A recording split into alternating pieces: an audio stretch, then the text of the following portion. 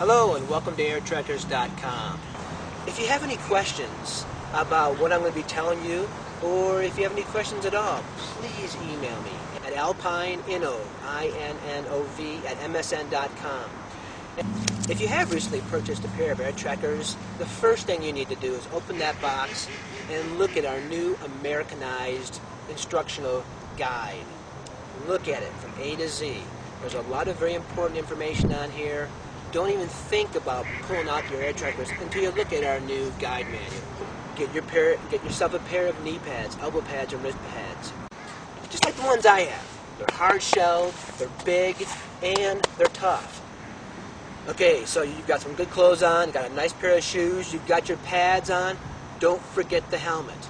Please, we recommend never to put a pair of air trekkers on without knee pads, elbow pads, wrist pads, and a helmet. So you're ready to do some activity? Great. Well, if you're running, skateboarding, wakeboarding, or snowboarding, you've got to warm up. Warm up as you would. Stretch out a little bit, jog a little bit, get the muscles warmed up, because as you will see in a couple of these videos, it's an extreme sport.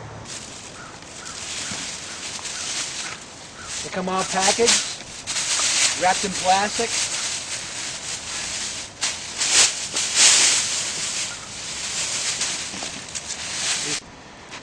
This is the knee bar, which has a foam rubber pad that comes wrapped up.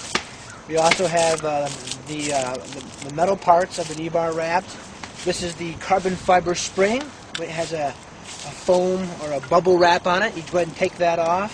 And then also these ankle supports also come wrapped. So you want to go ahead and take all of this wrapping off before you put them on for the first time. Okay, so here's your air trekkers. You're warmed up, you're ready to go. This knee pad, after you put it on, should be set right at the lower part of this knee pad here. So adjust it accordingly. And the way to adjust it is just go and simply adjust these 4 bolts, and the whole unit, this whole bar, slides up and down very easily. So you've got your knee bar adjusted.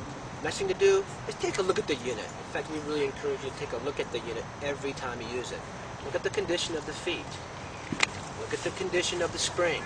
The spring comes wrapped with a little bit of a vinyl wrap to protect it. You don't want to chip, nick, or cut this spring, because if you do, it's going to weaken it over time. After you've checked all that, look at all the bolts and make sure everything's tight. If you've adjusted this bar here, make sure these are tight. Don't over-tighten them, though.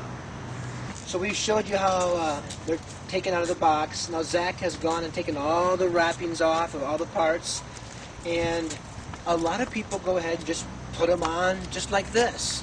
And if you have really thick legs, I mean, you could try it that way. Personally, Zach has told me and Robbie that they really like having extra padding around there. So what we have is a basic Home Depot 3/4 inch pipe padding, pipe insulator. And what we have done is we go ahead and take about 9 inches and we just cut it up. 2 runs of 9 inches. Peel it off and insert it. Stick them right on there. This makes all the difference in the world right here.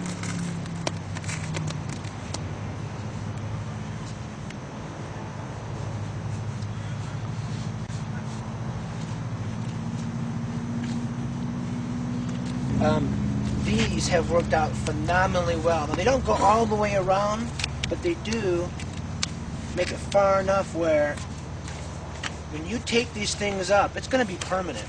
Alright, so that's what it looks like after the tape is on there. Like I said, you can do any color tape you want. Right now that's all I've got, so it'll work just fine.